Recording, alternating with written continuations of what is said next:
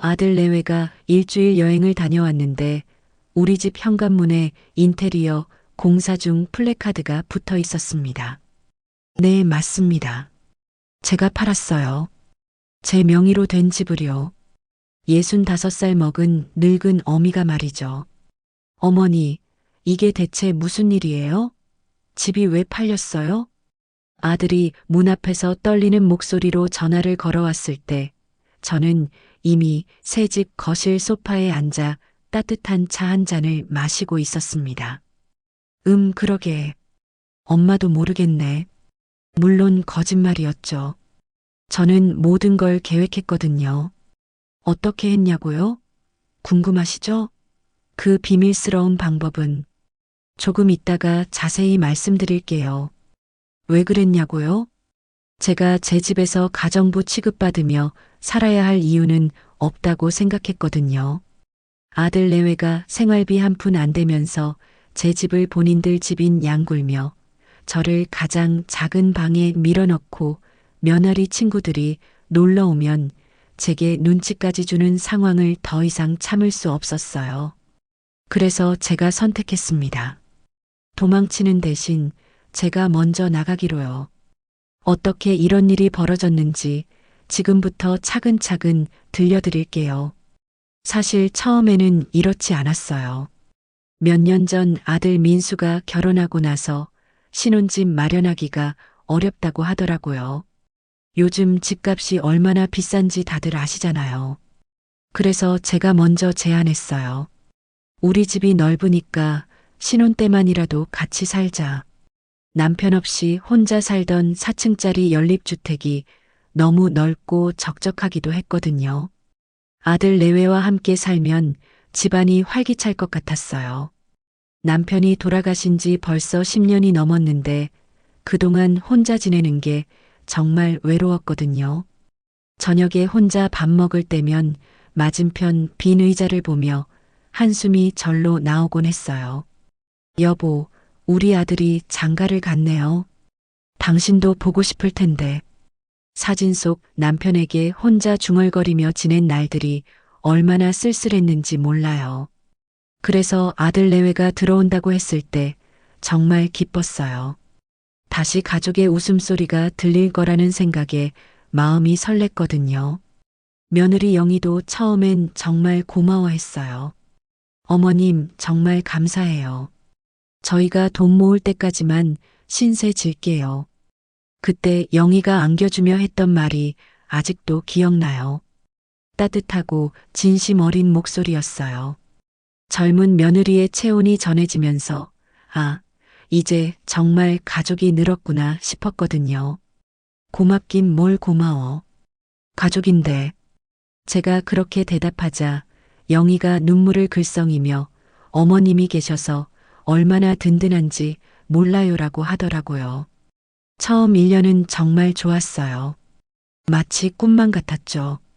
영희가 직장에서 돌아오면 제가 미리 저녁을 해놨고 민수도 역시 엄마 손맛이 최고예요라며 맛있게 먹어줬죠.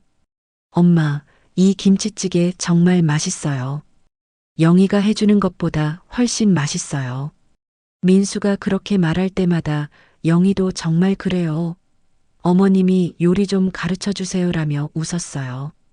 저녁 식탁에서 하루 있었던 일들을 나누고 TV 앞에서 함께 웃으며 예능 프로그램을 보던 시간들이 그렇게 행복할 수가 없었어요. 오랜만에 집에 웃음소리가 가득했거든요. 어머님, 오늘 회사에서 이런 일이 있었는데요.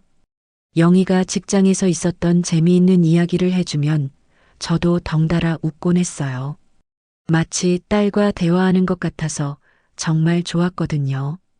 주말이면 민수가 엄마, 우리 같이 시장 갈까요? 라고 하면서 세 식구가 함께 장을 보러 다니기도 했어요. 어머님, 이거 어떻게 골라야 하는 거예요? 영희가 생선을 고르는 법을 물어보면 제가 하나하나 가르쳐 줬어요.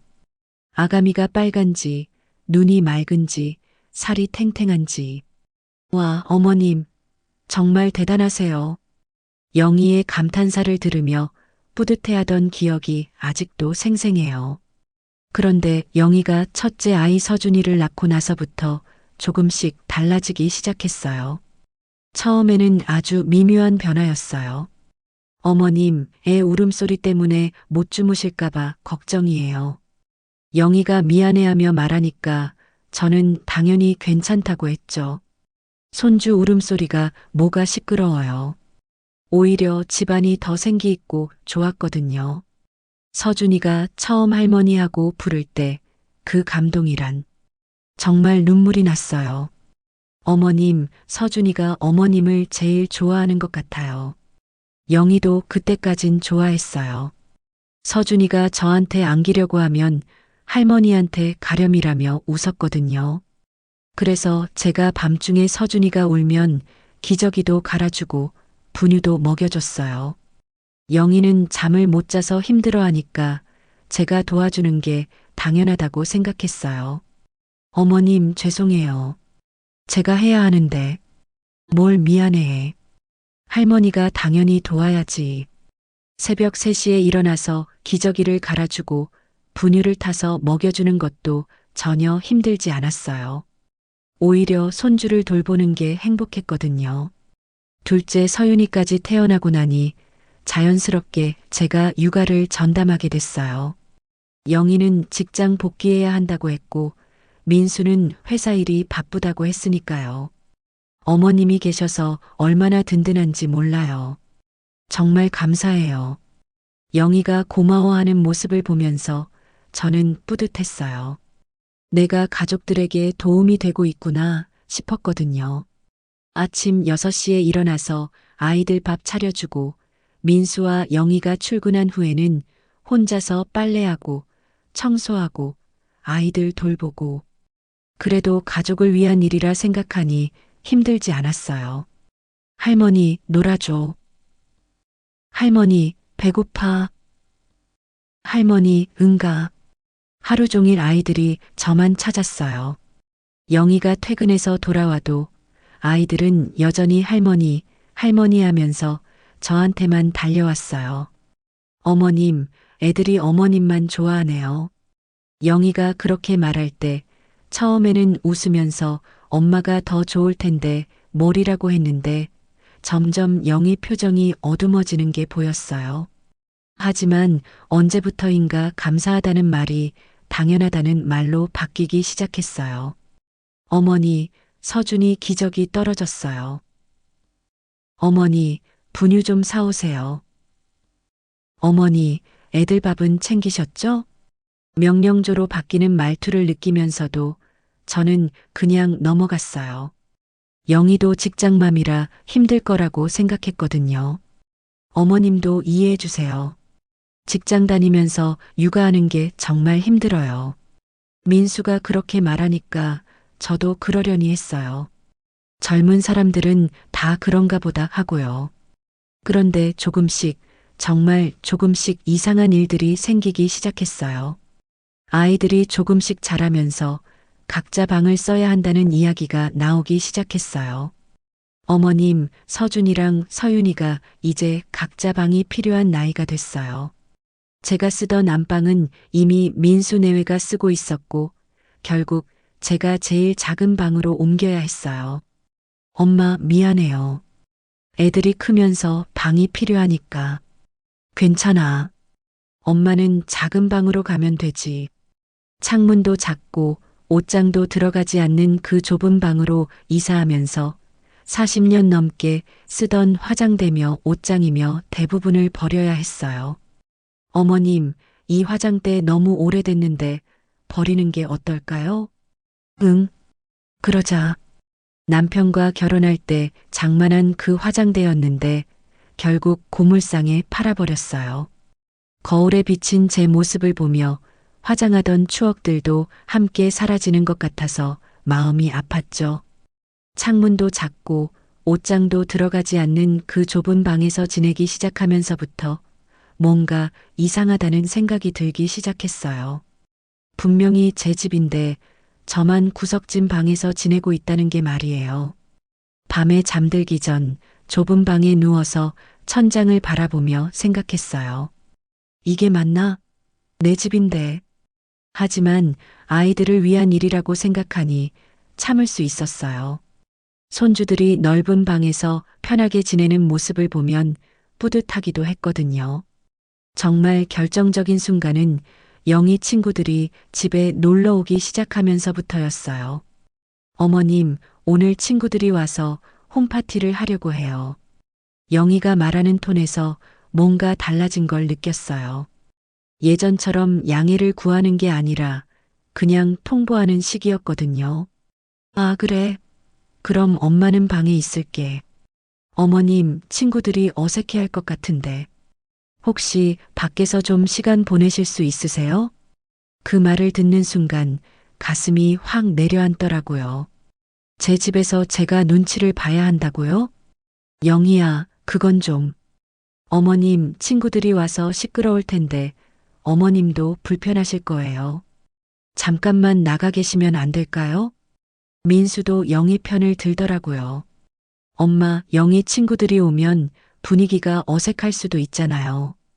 이해해 주세요. 그래도 영희 입장도 이해할 수 있을 것 같아서 저는 그냥 나가기로 했어요. 갈 곳이 딱히 있지도 않았지만요. 그럼 몇 시까지 나가 있으면 될까? 8시까지만요. 친구들이 저녁 먹고 가니까 오후 2시부터 저녁 8시까지 무려 6시간을 밖에서 보내야 했어요. 집 앞 작은 공원으로 가서 벤치에 앉아 있었어요. 처음에는 산책하며 시간을 보낼 수 있을 거라 생각했는데 6시간이나 되니까 정말 갈 곳이 없더라고요. 카페에 가자니 돈이 아까웠어요. 생활비를 아껴야 했거든요. 도서관이라도 가볼까 했는데 여기서는 너무 멀었어요. 결국 공원 벤치에서 5시간을 그냥 앉아서 보냈어요. 엉덩이가 아프고 다리도 저리고 겨울이라 바람도 차가웠는데 갈 곳이 없으니까 어쩔 수 없었어요. 할머니, 뭐 하고 계세요? 지나가던 동네 아이가 물어보더라고요. 뭐라고 대답해야 할지 모르겠더라고요. 집에서 쫓겨나서 기다리고 있다고 할 수도 없고, 그냥 바람 쐬고 있어. 추운데 왜 여기 계세요? 순수한 아이의 질문이 가슴을 찔렀어요. 정말 왜 내가 추운 벤치에 앉아 있어야 할까요? 그때였어요. 옆 벤치에 앉아 계시던 할아버지가 말을 걸어오신 거예요. 댁도 집에서 쫓겨나셨나 보네요. 갑작스러운 말에 깜짝 놀라서 돌아보니 70대 정도로 보이는 단정한 할아버지가 씁쓸한 미소를 지으며 앉아 계시더라고요. 아, 아니에요. 그냥 바람 쐬러 나온 거예요. 허허, 나도 그랬어요. 처음엔 바람 쐬러 나온다고 했지. 할아버지 표정에서 깊은 슬픔 같은 게 느껴졌어요. 저와 비슷한 상황이신가 보다 싶었거든요. 할머니, 추우시겠는데 이거라도 드세요. 할아버지가 보온병에서 따뜻한 차를 따라주시더라고요. 고마운 마음에 눈물이 날 뻔했어요. 감사합니다. 나는 박철수라고 해요. 이 동네에서 혼자 살고 있어요. 할아버지가 자기소개를 하시더라고요. 저는 김옥자예요. 아, 옥자 씨. 반갑습니다. 그런데 괜찮으시면 이야기 좀 들려주세요. 혼자 앉아 계시니까 무슨 일이신가 싶어서요. 박 할아버지가 따뜻한 목소리로 말씀하시니까 왠지 마음이 열리더라고요. 사실은 며느리 친구들이 와서 집에서 나와 있는 거예요. 아, 그렇구나. 나도 그랬어요. 아들 내외랑 같이 살다가 못 견디겠어서 혼자 나왔거든요. 정말요? 응, 그 사람들이 내 집을 완전히 점령해 버렸어요. 나는 손님 취급이더라고. 할아버지 말씀을 듣고 있으니 남의 일 같지가 않더라고요. 저도 비슷해요. 제 집인데 제가 눈치를 보고 있어요. 허허, 역시 그렇구나. 요즘 자식들이 다 그래요. 부모 희생을 당연하게 생각하지. 박 할아버지와 이야기를 나누다 보니 마음이 한결 가벼워졌어요. 나만 이런 게 아니구나 싶었거든요. 할아버지는 어떻게 하셨어요? 나는 결국 혼자 나와서 살고 있어요. 작은 원룸이지만 그래도 눈치 안 보고 살 수 있어서 좋아요. 부러워요.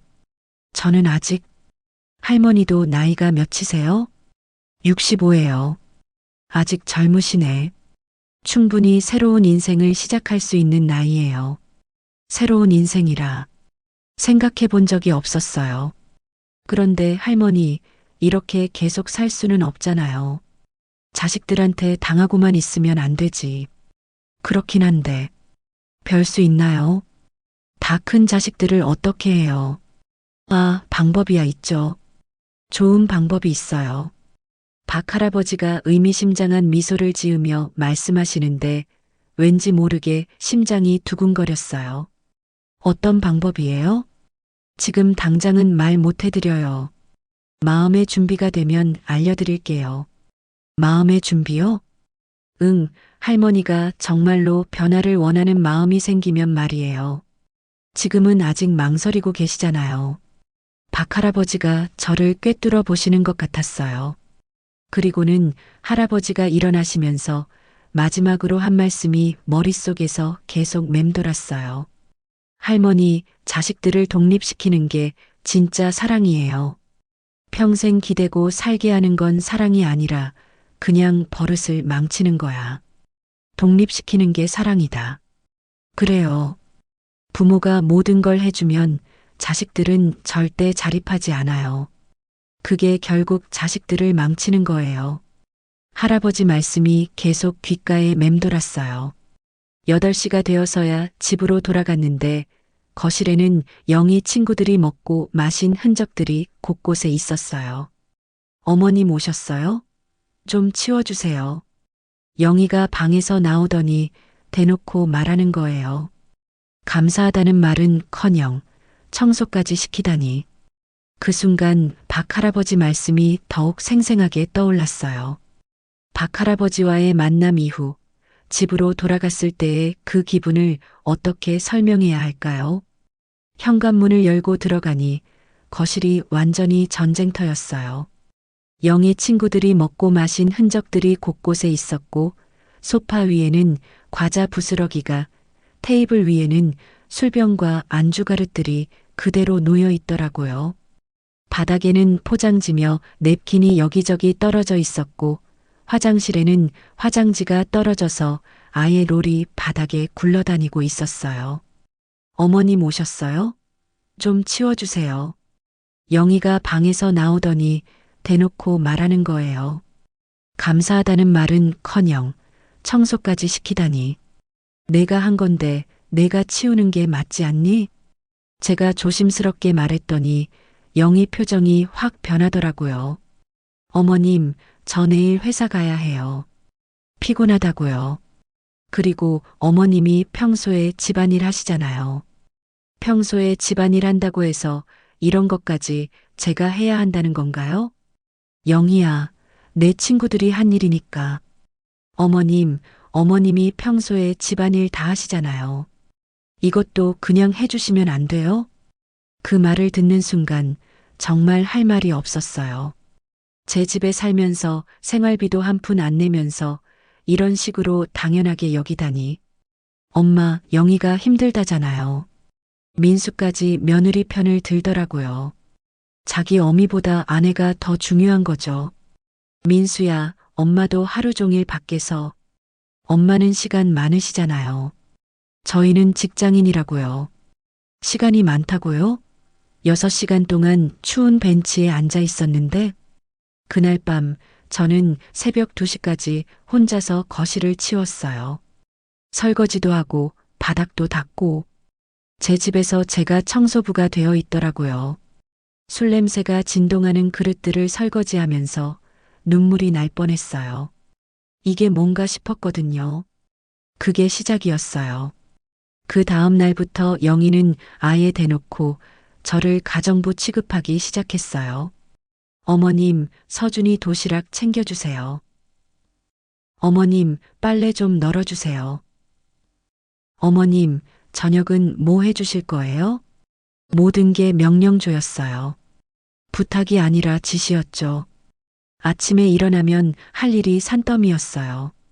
서준이 서윤이 밥 차려주고 도시락 싸고 빨래 돌리고 청소하고. 그래도 예전에는 우리 가족을 위한 일이라는 생각이 있었는데 이제는 그냥 시키는 일이 되어버렸어요. 어머님, 이 반찬 너무 짜요. 어머님, 빨래가 덜 말랐는데요? 어머님, 바닥 좀 다시 닦아주세요. 끈적해요. 뭘 해도 불만이었어요. 40년 넘게 살림을 해온 제가 갓 결혼한 며느리한테 지적을 받고 있는 거예요.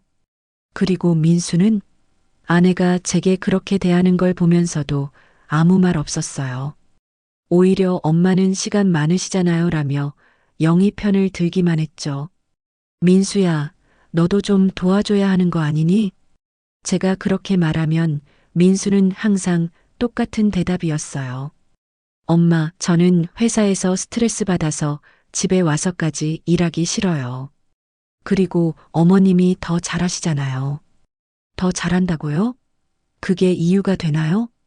가장 충격적이었던 건 어느 날 제가 감기에 걸려서 누워 있었을 때였어요. 열이 39도까지 올라가서 온몸이 떨리고 머리가 깨질 것 같이 아팠는데 어머님 열이 나셔도 저희 저녁은 해주셔야죠. 영희가 제 방에 들어와서 하는 소리예요. 제가 39도 열이 나서 일어나기도 힘들었는데 말이에요. 영희야, 오늘은 정말 못하겠어. 시켜 먹자. 어머님, 저희가 매일 시켜 먹을 수는 없잖아요. 돈도 아깝고. 돈이 아깝다고요? 그럼 제가 아픈 것은 상관없다는 건가요? 영희야, 엄마가 아프시니까 오늘은 우리가 시켜 먹자. 민수가 그렇게라도 말해줄 줄 알았는데 민수가 한 말은 이거였어요. 엄마, 죽이라도 끓여주세요. 애들이 라면만 먹을 수는 없잖아요. 그 순간 정말 눈앞이 깜깜해지더라고요. 아, 내가 이 집에서 그냥 일하는 사람이구나. 가족이 아니라 말이야. 그래도 저는 비틀거리며 일어나서 죽을 끓였어요. 서준이와 서윤이가 배고프다고 할까 봐서요. 열이 나서 손이 떨렸는데도 말이에요. 할머니 아파? 서준이가 걱정스러운 눈으로 물어보더라고요. 응, 할머니가 좀 아파. 그런데 괜찮아. 그럼 엄마가 밥 해주면 되는데 왜 할머니가 해? 순수한 아이의 질문이 가슴을 찔렀어요. 정말 왜 제가 해야 할까요? 그런데 제가 끓여준 죽을 보더니 영희가 한 말이 뭔지 아세요? 어머님, 이거 너무 되직해요. 애들이 어떻게 먹어요? 그리고는 죽을 다시 끓이라고 하더라고요. 영희야, 엄마가 아픈데 이 정도면. 어머님, 애들 먹을 거는 제대로 해주셔야죠. 39도 열이 나는데 죽을 다시 끓이라고 하는 며느리를 보면서 정말 이게 맞나 싶었어요. 결국 다시 부엌에 서서 죽을 끓였어요. 어지러워서 주방 벽에 기대면서요. 그날 밤 저는 정말 많이 울었어요. 제 방에서 이불을 뒤집어 쓰고 소리 안 나게 울었어요. 내가 뭘 잘못했나?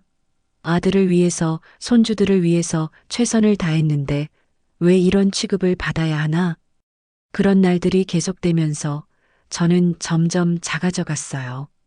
영희 친구들이 오는 날이면 미리 밖으로 나가고 민수가 회사 동료들을 데려오면 제 방에서 숨어 있었어요. 제 집인데 제가 숨어 지내야 하는 상황이 된 거죠.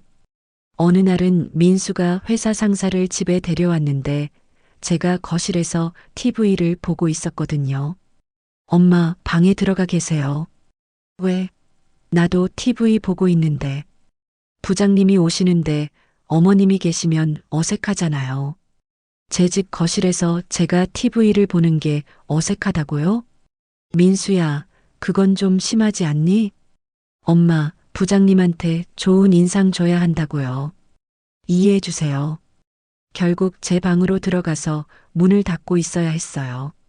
거실에서 들려오는 웃음소리를 들으며 정말 서러웠어요. 그리고 무엇보다 힘들었던 건 생활비를 하나도 안 내는 거였어요. 전기세, 가스비, 수도비는 물론이고 쌀이며 반찬거리까지 다 제가 샀어요. 민수 월급이 적지도 않을 텐데 한 푼도 안 내더라고요. 민수야, 생활비 좀 보태면 안 되겠니? 엄마, 저희가 돈 모아야 해요. 독립자금 마련하려고요. 독립자금은 언제까지 모을 거고 언제 나갈 건지 물어보면 대답을 안 해요. 그냥 무작정 모으고만 있는 거예요. 목표가 얼마나 되는데? 좀 더 모아야 할 것 같아요. 좀 더가 언제까지인지도 모르겠고 구체적인 계획도 없었어요. 한 달에 들어가는 생활비만 해도 200만 원이 넘었어요. 식비, 공과금, 생필품, 아이들 용품까지. 제 연금으로는 턱없이 부족해서 적금을 해지해서 생활비를 댔는데도 영희는 어머님이 돈 관리를 너무 못하시네요 라고 말하더라고요. 영희야, 한 달에 200만 원씩 나가는데 어떻게 관리를 잘해? 다른 집들은 그것보다 적게 쓰던데요. 어머님이 너무 비싼 걸 사시는 거 아니에요? 제가 비싼 걸 산다고요? 할인마트에서 가장 저렴한 것만 골라 사는데요. 정말 미칠 것 같았어요. 가장 참을 수 없었던 건 손주들마저 저를 우습게 보기 시작한 거였어요.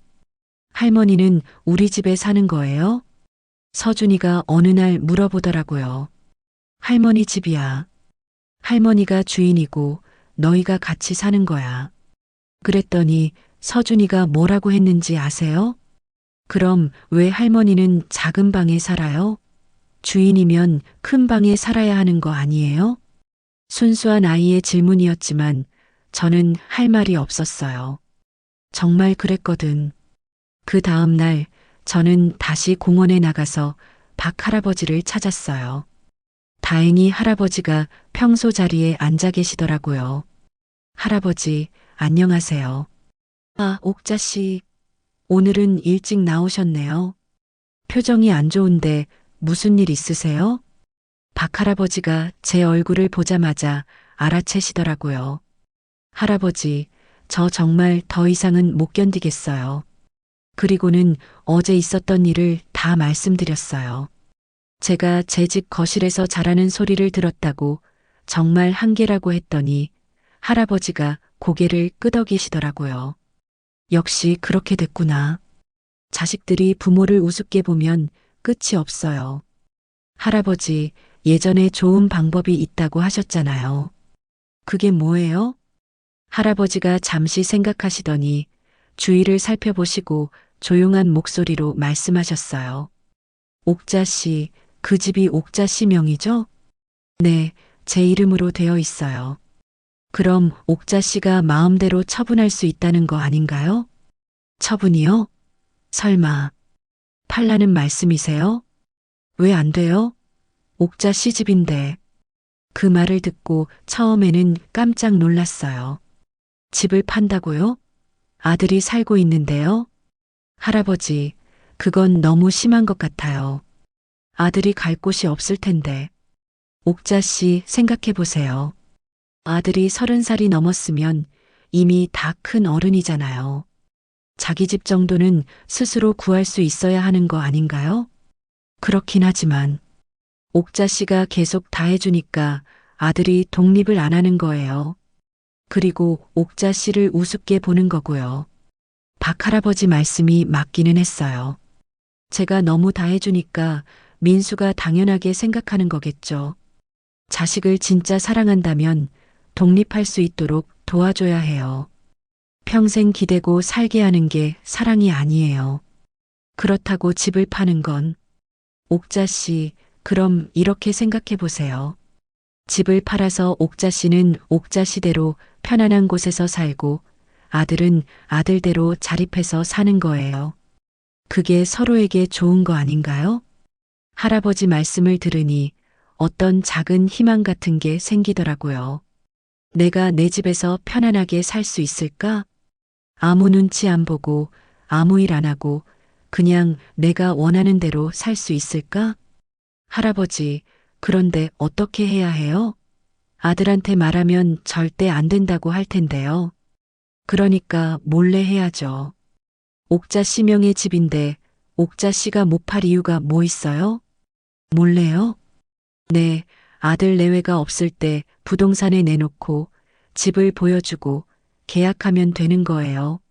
생각해보니 정말 그렇더라고요. 제 이름으로 된 집인데 제가 팔면 안 될 이유가 뭐가 있나요? 그런데 아들 내외가 항상 집에 있는데 언제 그렇게 해요? 여행을 보내면 되죠. 일주일 정도.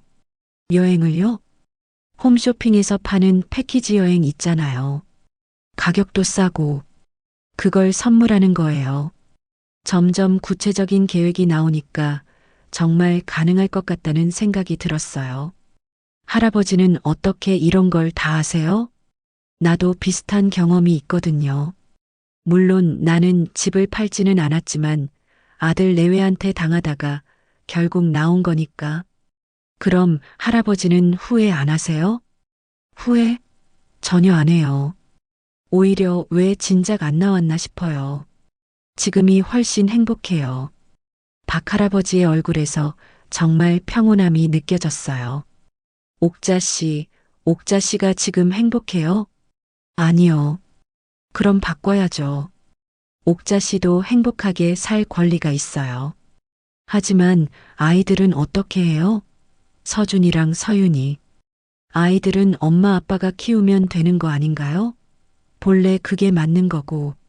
그렇긴 하지만 아이들이 할머니만 찾는데 그것도 옥자 씨가 너무 다 해줘서 그런 거예요. 엄마 아빠가 제대로 돌보면 아이들도 적응해요. 할아버지 말씀이 하나하나 맞는 것 같았어요. 할아버지, 정말 그래도 될까요? 옥자 씨 인생이에요. 옥자 씨가 결정하는 거예요. 그 말을 듣고 마음이 정해졌어요. 그래, 한번 해보자. 내 인생인데 내가 결정해야지. 할아버지, 그런데 구체적으로는 어떻게 진행해야 해요? 먼저 부동산에 가서 상담받아 보세요. 집값이 얼마나 나오는지, 얼마나 빨리 팔 수 있는지. 그 다음에는요, 집을 내놓고 여행 상품을 알아보세요. 일주일짜리로. 그리고 아들 내외가 여행 간 사이에 모든 걸 끝내는 거예요. 모든 걸 끝낸다는 게 계약하고 이사하고 정말 간단명료했어요. 할아버지, 혹시 제가 너무 나쁜 엄마인 걸까요? 나쁜 엄마가 아니라 똑똑한 엄마예요. 자식들을 진짜로 독립시키는 거니까. 독립시키는 게, 네, 그게 진짜 사랑이에요. 지금처럼 계속 의존하게 두는 건 사랑이 아니라 버릇을 망치는 거예요. 할아버지와 이야기를 나눈 후 집에 돌아가는 길이 전에 없이 가벼웠어요. 뭔가 희망이 생긴 것 같았거든요. 내가 내 인생을 되찾을 수 있을 것 같았어요. 집에 들어가니 또 영희가 뭔가 시키려고 기다리고 있었지만 이상하게 마음이 편했어요. 이제 얼마 남지 않았구나. 그런 생각이 들었거든요. 다음 날부터 저는 본격적인 계획을 세우기 시작했어요. 먼저 부동산부터 알아봤어요. 민수와 영희가 출근한 사이에 동네 부동산에 가서 상담을 받았죠. 어머님, 이 집이면 시세가 상당히 좋을 것 같은데요?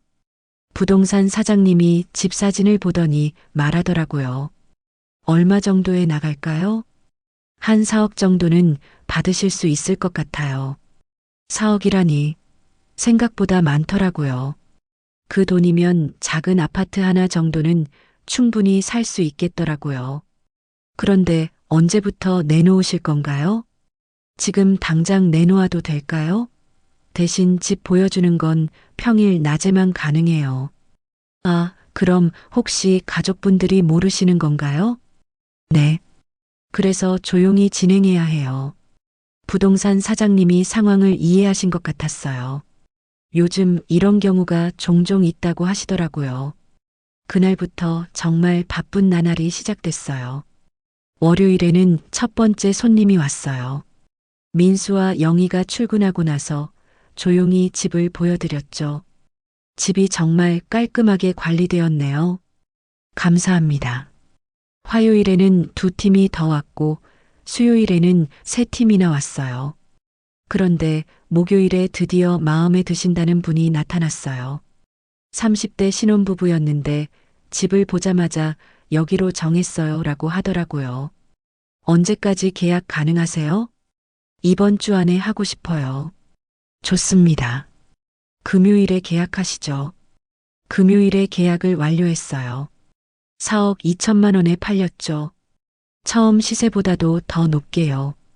잔금은 언제 받을 수 있나요? 다음 주 화요일에 잔금 치르고 그날 바로 이사 가능하시죠? 네, 좋습니다.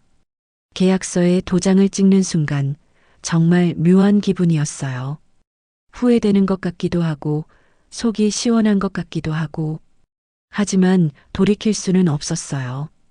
이미 계약금도 받았거든요. 그 주말에는 제가 살 아파트를 구하러 다녔어요. 2억에 나온 깔끔한 24평 아파트를 찾았는데 저 혼자 살기에는 딱 적당했어요. 계약금도 넣고 다음 주 화요일에 입주하기로 했죠.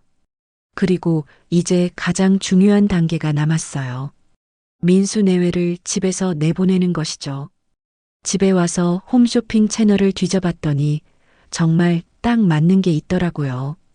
제주도 7일 패키지, 가격도 두 사람에 80만 원으로 저렴했어요.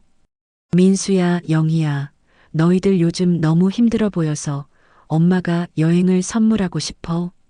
그날 저녁에 제가 말했더니 둘 다 깜짝 놀라더라고요. 어머니, 갑자기 왜요? 그냥 너희들이 고생이 많으니까. 신혼여행도 제대로 못 갔다며? 어머니, 돈이 아까운데. 영희가 그렇게 말하면서도 눈은 반짝이더라고요. 여행 가고 싶어 하는 게 보였어요. 괜찮아. 엄마가 용돈 생겼어. 애들은 외갓집에 보내고 너희만 다녀와. 정말요? 어머니. 영희가 갑자기 달라져서 제게 안기더라고요. 여행 간다니까 이렇게 좋아하는 걸 보니 평소에 스트레스가 많았나 보더라고요. 엄마 감사해요. 정말 오랜만에 둘이서 여행 가는 거예요. 민수도 기뻐하면서 고마워했어요. 이럴 때만 착하더라고요. 그런데 언제 다녀올까요? 다음 주 화요일부터 월요일까지 어때? 7일 코스야. 제가 일부러 그 날짜로 정한 거였어요. 화요일이 바로 잔금 치르고 이사 가는 날이었거든요. 화요일이요? 좋죠. 완벽했어요. 월요일에는 미리 아이들을 영희 친정집에 보냈어요. 서준아, 서윤아, 외할머니가 많이 아프시대. 외할머니가요? 응, 그래서 너희가 가서 간병을 도와드려야 할 것 같아. 엄마 아빠 여행 다녀올 때까지만. 아이들에게는 미안했지만 영희 친정집에 전화를 드려서 사정을 말씀드렸어요. 사돈댁, 죄송한데 애들을 일주일만 봐주실 수 있으세요? 민수 내외가 여행을 가게 되었거든요. 영희 어머님이 흔쾌히 아이들을 맡아주신다고 하셔서 월요일 오후에 서준이와 서윤이를 외갓집에 데려다 드렸어요. 할머니, 언제 만나요? 곧 만날 거야. 외할머니 많이 도와드려. 아이들과 헤어질 때는 가슴이 아팠지만 이게 최선이라고 생각했어요. 화요일 아침 민수 내외가 여행 가방을 끌고 나가는 모습을 보면서 저는 가슴이 두근두근했어요. 어머니, 집 잘 부탁드려요. 응, 걱정 마. 재밌게 다녀와. 현관문이 닫히는 순간 저는 바로 부동산에 전화를 걸었어요. 사장님, 오늘 잔금 치르고 열쇠 넘겨드리면 되는 거죠? 네, 오전 10시에 집에서 만나기로 했잖아요. 오전 10시, 새 주인 부부와 부동산 사장님이 오셨어요. 잔금을 받고 열쇠를 넘겨드리는 순간 정말 모든 게 끝났다는 생각이 들었어요. 어머님, 언제까지 이사 나가시면 되나요? 오늘 중으로 나갈게요. 아, 그러세요? 여유 있게 하셔도 되는데. 괜찮아요. 이미 준비 다 됐어요. 오후에는 이삿짐 센터가 와서 제 짐을 실어 갔어요. 40년 넘게 살던 집의 추억들을 박스에 담으면서 정말 많은 생각이 들었어요. 새 집으로 이사를 간 후 저는 조용히 기다렸어요. 일주일 후 월요일 오후 6시쯤 예상대로 민수에게서 전화가 왔어요. 여행에서 돌아온 거죠. 어머니, 이게 무슨 일이에요? 집에 인테리어 공사 중 현수막이 붙어 있고 문도 안 열려요. 아, 그래. 엄마도 모르겠네. 어머니, 지금 어디 계세요? 애들은 어디 있고요? 애들은 영희 친정에 있어. 영희 엄마가 아프시다고 해서 간병 도우러 갔거든. 엄마는 지금 좀 바빠. 어머니, 대체 무슨 일인지 설명해 주세요. 목소리에서 당황한 게 그대로 들렸어요. 민수야, 엄마가 집을 팔았어. 뭐라고요? 엄마 명의 집이니까 엄마가 팔 수 있는 거 아니냐? 어머니, 저희는 어떻게 하라고요? 너희는 너희 집을 구해서 살아야지. 이제 다 큰 어른인데. 그 후로 한동안 말이 없었어요. 충격을 받은 것 같았죠. 어머니, 정말 너무하세요. 이렇게까지 할 일이에요? 민수야, 엄마도 내 집에서 편안하게 살고 싶어. 지금까지 너희를 위해서 많이 참았는데, 이제는 엄마도 내 인생을 살고 싶다. 그렇다고 갑자기 집을 팔면 어떡해요? 갑자기가 아니야. 엄마가 오랫동안 생각한 거야. 전화 너머로 영의 목소리도 들렸어요. 울고 있는 것 같았죠. 어머니, 저희가 뭘 잘못했는지 말씀해 주세요. 고치겠어요. 그때서야 민수가 뭔가 잘못했다는 걸 깨달은 것 같았어요. 민수야, 엄마를 가정부로 생각했잖아. 엄마 집에서 엄마를 눈치 보게 만들었고, 그런 건 아니었어요. 그럼 뭐였어? 엄마 집인데 엄마가 제일 작은 방에서 살고, 친구들 오면 밖으로 쫓아내고, 아플 때도 밥하라고 하고, 이게 가족이 할 일이야? 민수가 할 말이 없었나 봐요. 한동안 조용했거든요. 어머니, 죄송해요. 저희가 정말 잘못했어요. 그제야 사과하더라고요. 늦었어. 이미 다 끝났어. 어머니, 그럼 저희는 정말 어떻게 해요? 너희 힘으로 살아. 그게 진짜 독립이야. 그리고 저는 전화를 끊었어요. 눈물이 쏟아졌습니다. 후회되는 마음도 있었지만 동시에 해방감과 안도감이 밀려왔어요. 드디어 자유를 얻었구나. 새 아파트에서 일주일을 보내는 동안 처음 며칠은 짐 정리하고 청소하느라 정말 분주했어요. 40년 넘게 모아둔 짐들을 새 집에 맞게 정리하는 것도 일이었고 구석구석 청소하면서 제 공간으로 만들어 나가는 과정도 생각보다 시간이 많이 걸렸거든요. 하지만 그런 바쁜 와중에도 이상하게 마음은 편했어요. 누가 뭐라고 하지도 않고 제가 원하는 대로 제 속도에 맞춰 할 수 있다는 게 얼마나 좋던지요. 짐 정리가 어느 정도 끝나고 나서야 저는 정말 오랜만에 편안한 잠을 잘 수 있었어요. 아무도 깨우지 않고 아무도 뭘 시키지 않는 그 조용한 밤이 얼마나 평화로웠는지 몰라요. 아침에 일어나서 혼자 커피를 마시는데 눈물이 났어요. 기쁜 눈물이었죠. 따스한 햇살이 거실 가득 들어오고 제가 좋아하는 클래식 음악을 틀어놓고 여유롭게 신문을 읽는 그 시간이 너무 소중했어요. 아, 이게 내 집이구나. 진짜 내 집. 그런 생각이 들면서 동시에 걱정도 되기 시작했어요. 민수와 영희는 괜찮을까? 아이들은 잘 적응할까?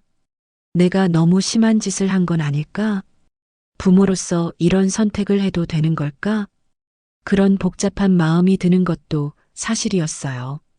점심때는 제가 먹고 싶었던 된장찌개를 끓였어요. 구수한 냄새가 집 안가득 퍼지는데 정말 오랜만에 요리하는 게 즐거웠어요. 누가 이거 왜 이렇게 맛없어요? 라고 말하지 않으니까 말이에요. 하지만 혼자 먹는 밥상이 왠지 쓸쓸하기도 했어요. 서준이와 서윤이가 할머니 맛있어요 하며 웃던 모습이 자꾸 떠올랐거든요. 오후에는 동네를 산책했어요.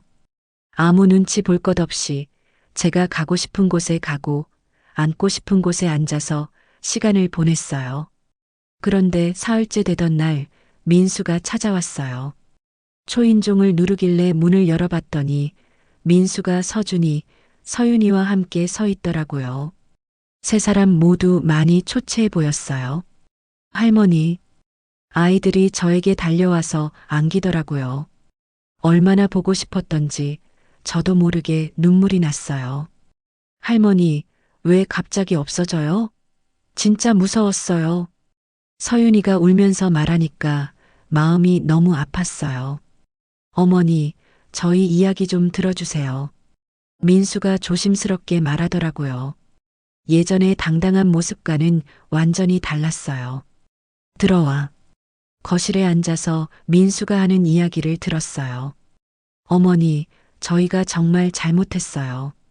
그동안 어머니가 얼마나 힘드셨는지 전혀 몰랐어요. 지금 와서 그런 소리에서 뭐해?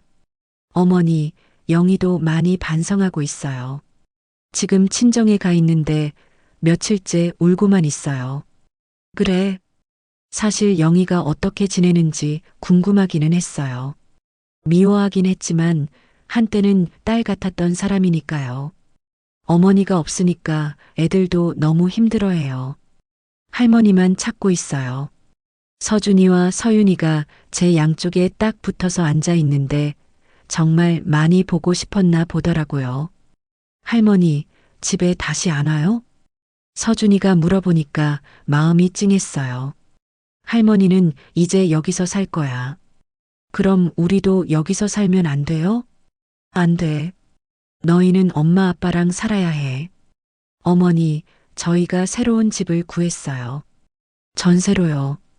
민수가 말하더라고요. 그래. 어디로? 여기서 멀지 않은 곳이에요. 3룸짜리 아파트인데 애들 방도 따로 있고요. 전세금은 어떻게 마련했어? 그동안 모아둔 돈이랑 영희 친정에서 좀 도와주셨어요. 그제야 제 계획이 성공한 것 같았어요. 민수가 정말로 독립한 거죠. 그리고 어머니, 저희 짐은 어떻게 된 건가요? 아, 그거 이삿짐 센터에 맡겨뒀어. 창고에 보관되어 있을 거야. 정말요? 다행이다. 민수가 안도의 표정을 지었어요. 보관료는 내가 미리 냈으니까 가서 찾아가면 돼. 어머니, 그런 것까지 신경 써주셔서 당연한 거지. 아무리 그래도 너희 짐을 버릴 수는 없잖아. 사실 짐을 정리하면서 서준이 서윤이 장난감이며 민수영이 옷가지들을 보니 마음이 아팠거든요. 그래서 이삿짐 센터에 부탁해서 보관해 달라고 했어요. 그리고 어머니, 앞으로는 생활비도 다 저희가 낼게요. 어머니한테 더 이상 피해드리지 않을게요. 당연한 거야. 이제 너희가 가장이니까. 어머니, 그런데 한 가지만 부탁드려도 될까요? 뭔데? 가끔씩 저희 집에 놀러 와 주세요. 애들이 할머니를 너무 보고 싶어 해요. 아이들을 보니 정말 할머니가 그리워하는 게 보였어요. 그건 생각해 볼게. 사실 저도 아이들이 보고 싶긴 했어요. 하지만 예전처럼 돌아갈 수는 없었죠. 어머니, 정말 죄송했어요. 저희가 너무 철없었어요. 민수가 진심으로 사과하는 모습을 보니 마음이 좀 풀렸어요. 알았어. 그런데 다시는 예전처럼 엄마를 당연하게 생각하면 안 돼. 네, 절대 안 그럴게요. 그리고 영희한테도 전해. 며느리로서 예의는 지켜야 한다고. 네, 꼭 전하겠어요. 그렇게 첫 번째 만남을 마친 후 일주일 뒤에 민수네 새 집에 놀러 갔어요. 영희도 와 있더라고요. 많이 야위어 보였어요. 어머님, 영희가 저를 보자마자 울먹이더라고요. 어머님, 죄송해요. 정말 죄송해요. 됐어. 이제 지나간 일이야.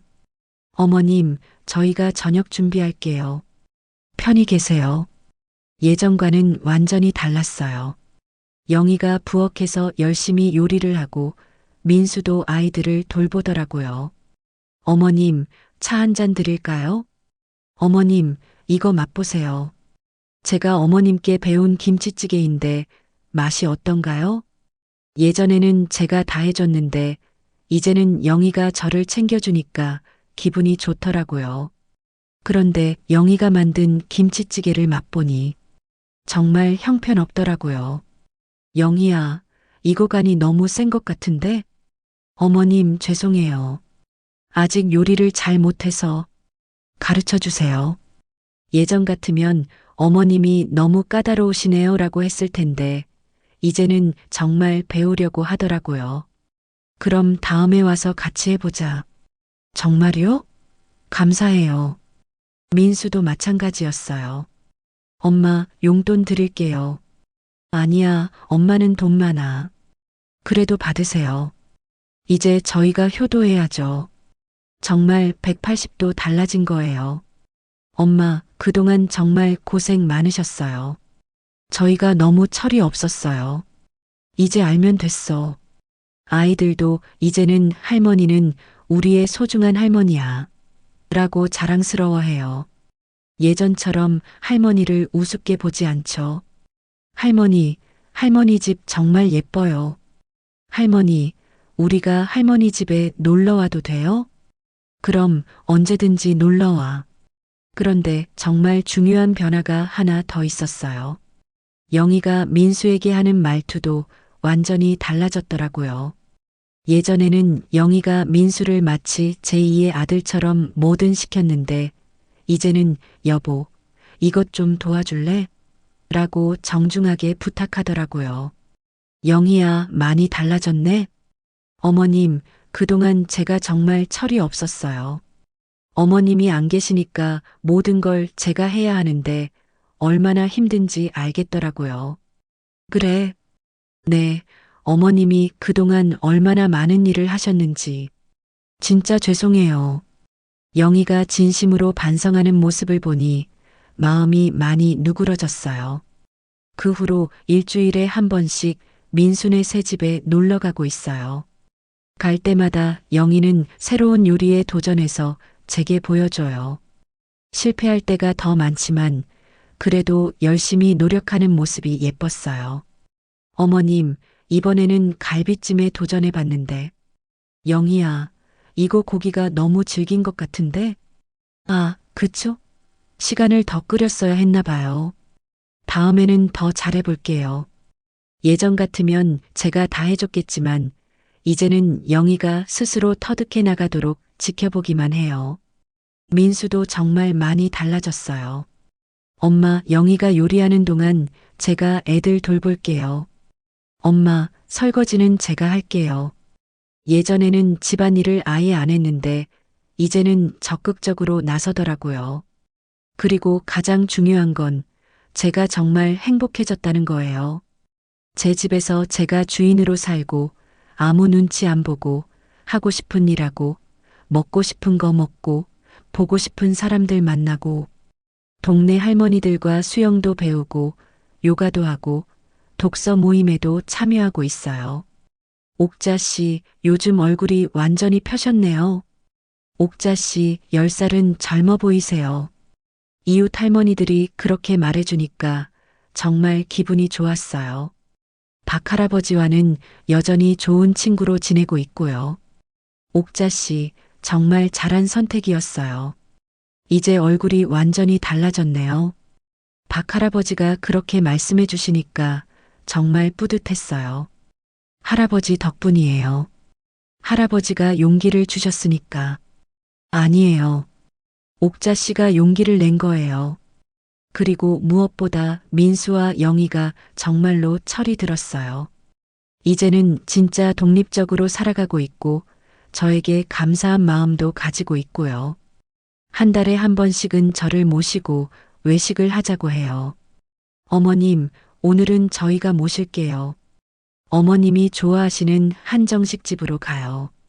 예전에는 제가 항상 내거나 아예 외식을 못했는데 이제는 아이들이 저를 모셔주니까 정말 기분이 좋아요. 외식할 때마다 서준이와 서윤이가 저에게 이것저것 올려주면서 할머니 많이 드세요. 라고 해요. 할머니, 할머니가 제일 좋아요. 할머니, 우리 할머니가 세상에서 제일 예뻐요. 아이들의 말을 듣고 있으면 정말 행복해요. 그리고 이상한 건 예전보다 아이들과의 관계가 더 좋아졌다는 거예요. 매일 보지 않으니까 더 소중하게 느껴지나 봐요. 할머니, 언제 또 만나요? 할머니, 다음에는 할머니 집에서 자도 돼요? 아이들이 저를 더 그리워하고 저도 아이들을 만날 때마다 더 반갑고 소중해요. 가끔 생각해요. 만약에 제가 그때 용기를 내지 않았다면 어떻게 됐을까? 아마 지금도 가정부 노릇하면서 눈치만 보며 살았을 거예요.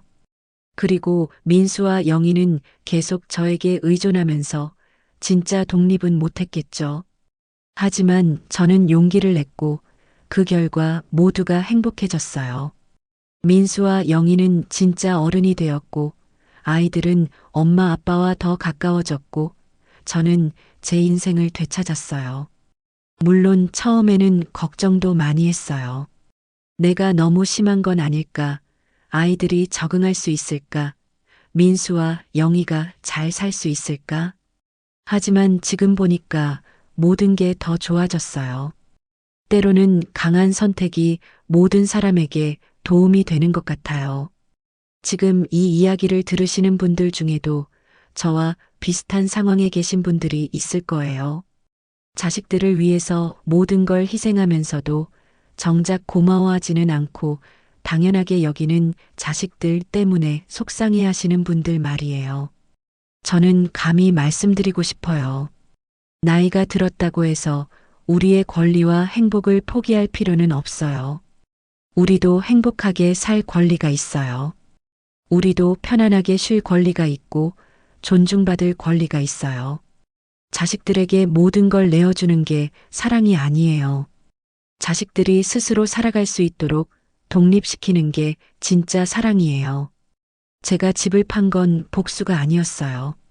저와 민수 그리고 우리 가족 모두를 위한 선택이었어요. 지금 민수는 정말 훌륭한 가장이 되었어요. 예전처럼 엄마한테만 의존하지 않고 스스로 모든 걸 해결해요. 영희도 진짜 며느리가 됐고요. 저를 존중하고 감사해하고 사랑해요. 아이들도 할머니를 더 소중하게 생각해요. 항상 볼 수 있는 존재가 아니라 특별한 존재가 된 거죠. 그리고 저는 정말 행복해요. 65살에 새로운 인생을 시작한 거예요. 누구한테도 눈치 안 보고 하고 싶은 일 하면서 살고 있어요. 여러분도 꼭 기억하세요. 자식을 사랑하는 것과 자식에게 모든 걸 내어주는 것은 다른 일이에요. 진정한 사랑은 자식들이 독립할 수 있도록 돕는 거예요. 그리고 우리는 우리 인생을 살아가는 거고요. 나이가 들어도 우리에게는 선택할 권리가 있어요. 행복하게 살 권리가 있고요. 그러니까 포기하지 마세요. 용기를 내세요. 여러분의 남은 인생을 여러분 자신을 위해 사세요. 그게 바로 현명한 노년의 삶이에요. 구독, 좋아요는 늘 감사합니다.